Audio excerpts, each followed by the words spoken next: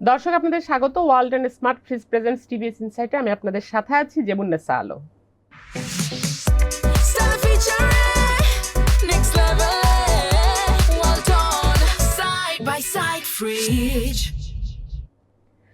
দর্শক আমরা আজকে আলোচনা করব ব্যাংকের সিএসআর ফান্ড ইউজ নিয়ে। আমরা দেখেছি যে আজকে টিভিএস এ একটি রিপোর্ট হয়েছে বিজনেস স্ট্যান্ডার্ডে, যে ব্যাংক মালিকদের যে সংগঠন বিএবি, বাংলাদেশ অ্যাসোসিয়েশন অফ ব্যাংকস, তারা ব্যাংকগুলোকে একটি চিঠি দিয়েছে 50 লাখ টাকা করে চাঁদা দেওয়ার জন্য বা ডোনেট করার জন্য। তো সেটা তাদের CSR fund, corporate social responsibility, যেই সিএসআর ফান্ড প্রতিটি ব্যাংকের বা বিভিন্ন অর্গানাইজেশনের একটি ফান্ড থাকে, যেই ফান্ডটা আসলে সোশ্যাল ডেভেলপমেন্টের কাজে ব্যবহার করা হয়। যারা গরিব মানুষ তাদের পেছনে হেলথ, এডুকেশন ইত্যাদি মানে সোশ্যাল ডেভেলপমেন্টের কাজেই আসলে ব্যবহার করা হয়। তো এই ফান্ড থেকে এই টাকাটি চাওয়া হয়েছে। তো আমরা যদি একটু পিছনে ফিরে যাই, আপনারা দেখবেন যে গত রেজিমে, শেখ হাসিনার রেজিমে ব্যাংকগুলোকে কিভাবে বাধ্য করা হতো। এই ব্যাংক মালিকদের সংগঠনই চিঠি দিয়ে দিয়ে তাদেরকে বাধ্য করতে বিভিন্ন ধরনের পলিটিক্যাল অ্যাক্টিভিটিসে এই সিএসআর ফান্ডগুলো খরচ করা হতো। সেগুলো আমরা আরো পরে আবার জানবো যে আসলে আগের রেজিমে কি হয়েছিল। 5ই আগস্টের পর সেই রেজিমের যেই প্র্যাকটিস, সেটা থেকে কি আমরা বেরিয়ে আসতে পেরেছি কিনা, এবং এই যে ব্যাংকগুলোর কাছে টাকা চাওয়া হলো সেটি কেন চাওয়া হলো, সেটা যৌক্তিকতা কি কি কাজে ব্যবহার করা হবে। তো এই বিষয়টি নিয়ে রিপোর্ট করেছে আমাদের রিপোর্টার ASM সাদ। আপনাকে ধন্যবাদ আমাদের স্টুডিওতে আসার জন্য। আপনি এই যে রিপোর্টটি করেছেন যে 20টি ব্যাংকের কাছে 50 লাখ টাকা করে চাওয়া হয়েছে, কেন চাওয়া হয়েছে এবং এই টাকা দিয়ে কি করবে? ধন্যবাদ আপা আমাকে এই অনুষ্ঠানে আমন্ত্রণের জন্য। চলতি মাসেই বিএবি থেকে 20টি ব্যাংকের কাছে 50 লাখ টাকা করে একটি ডোনেশন চাওয়া হয়। এটি 20টি ব্যাংকের কাছে পাঠিয়েছে এবং বিএবি কিন্তু সেখানে একটি ব্যাখ্যা দিয়েছে যে ডেমরাতে হচ্ছে 20তলা ভবন বিশিষ্ট একটি 20তলা ভবন তৈরি করা হচ্ছে এবং সেটি 300টি পুলিশ সদস্যদের যারা পরিবার আছে তারা হচ্ছে সেখানে বসবাস করবে এবং অলরেডি সেখানে এটা কিন্তু স্থাপিত হয়ে গেছে এবং কার্যক্রমও কিন্তু অনেকটা শুরু হয়ে গেছে এবং আশপাশে যে এলাকাগুলো আছে সেখানে পুলিশ সদস্যদের পরিবাররা ভাড়া থাকাও শুরু করেছে।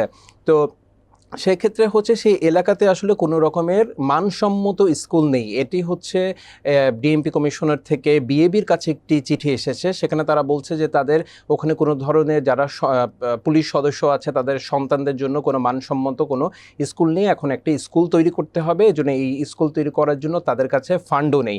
তো সেই ফান্ডটা হচ্ছে বিএবিকে জোগাড় করে দিতে বলেছে, কারণ হচ্ছে যেহেতু বিএবি চেয়ারম্যানদের সংগঠন ব্যাংকগুলোর কাছ থেকে সিএসআর এর ফান্ড থেকে এটি জোগাড় করে দিতে বলেছে। সেখানে হচ্ছে 8তলা বিশিষ্ট একটি স্কুল হবে এবং সেই স্কুলের এক্সপেন্ডিচার সব কিছু মিলে ধরা হয়েছে 10 কোটি টাকা। এর জন্য বিএবির একটি সভায়, এটি বোর্ড সভায় কিছুদিন আগে সিদ্ধান্ত হয়েছে যে যে মোটামুটি যারা ভালো ব্যাংক আছে, যাদের লিকুইডিটি ভালো, ম্যানেজমেন্ট ভালো, তাদের কাছে হচ্ছে এটা দেওয়া হয়েছে অলরেডি।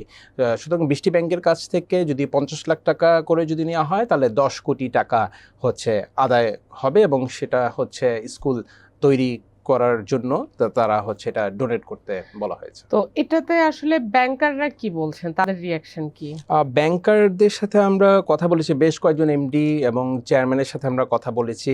তবে তারা আসলে এই বিষয়টিকে আসলে একটু উদ্বেগ জানিয়েছেন, কারণ এই চর্চাটা কিন্তু আগেও আমরা দেখেছি, শেখ হাসিনা আমলে দেখেছি এবং আগে যখন নজরুল ইসলাম মজুমদার যখন বিএবির চেয়ারম্যান যখন ছিলেন, তিনি কিন্তু ব্যাংকগুলোর কাছ থেকে 2023 সালে 25 লাখ টাকা চাঁদা তুলে কিন্তু একটা ফুটবল টুর্নামেন্টের আয়োজন করেছিল এবং গমের একটা বিষয় আমরা দেখেছি যে সে তহবিলটা হচ্ছে প্রধানমন্ত্রীর ফান্ডে তহবিলে চলে যাচ্ছে এবং এটা নিয়ে অনেক রকম একটা বিতর্ক আছে এই জায়গাতে, যে সিএসআর ফান্ডটা আসলে যেটার জন্য তৈরি করা হয়েছিল সেটার জন্যই আসলে ব্যবহার হচ্ছে কিনা।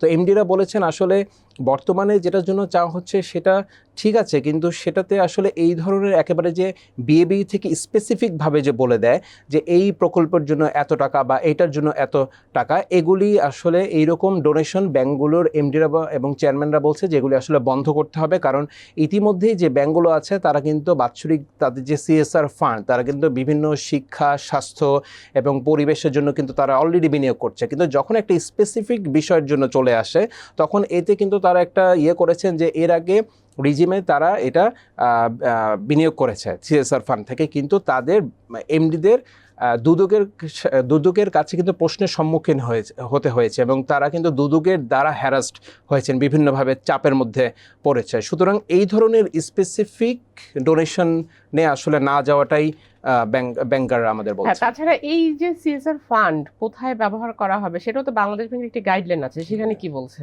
সেখানে একটা গাইডলাইন আছে এবং সেখানে স্পেসিফিকভাবে বলে দেওয়া হয়েছে স্বাস্থ্য খাতে, শিক্ষা খাতে এবং অন্যান্য যে খাত, সে খাতে প্রত্যেকটা ব্যাংকেরই একটা স্পেসিফিক দেয়া আছে কত শতাংশ। আসলে যাদের ক্যাপাসিটি নেই, যেখানে ক্যাপাসিটি নেই, যেখানে ডিপ্রাইভ মানুষজন, সেইখানেই আসলে ইনস্টিটিউশনাল ক্যাপাসিটি নেই, সেখানেই আসলে সিএসআর গুলো খরচ করার কথা।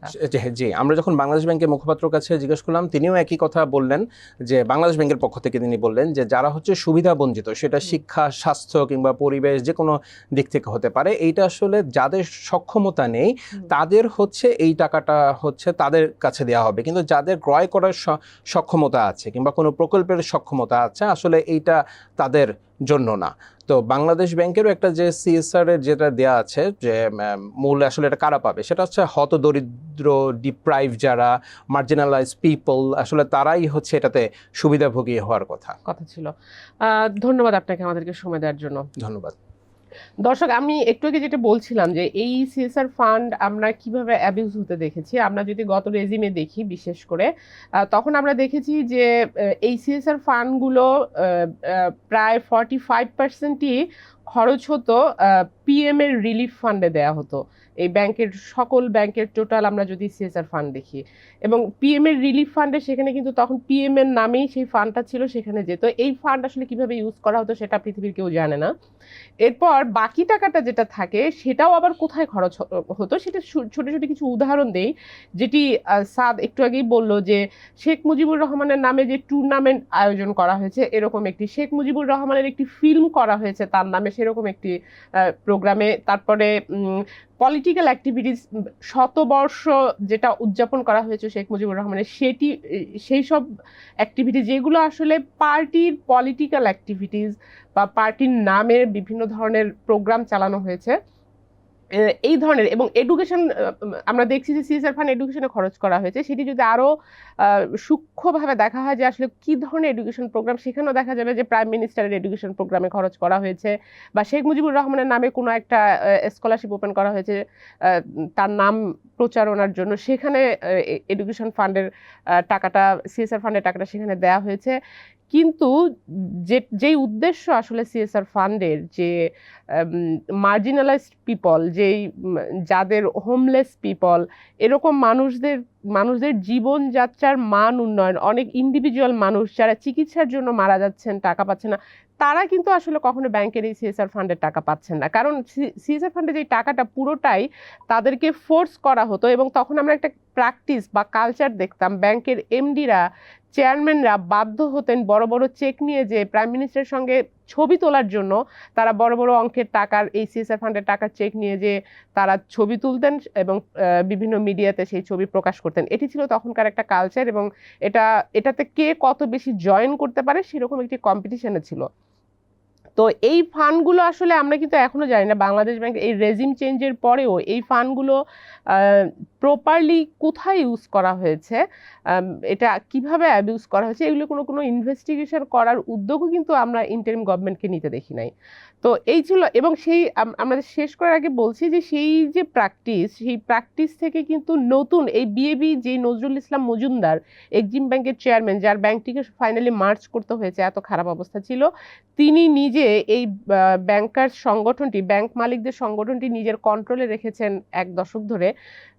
তো সেই সংগঠনের যে প্র্যাকটিস, আমরা রেজিম চেঞ্জের পর এই সংগঠনটি কিন্তু চেঞ্জ করা হয়েছে, সেখানে নতুন লিডারশিপ এসেছে, বাট আমরা কিন্তু কোনো পরিবর্তন দেখতে পাইনি। তার উদাহরণ হলো আজকের এই রিপোর্টটি।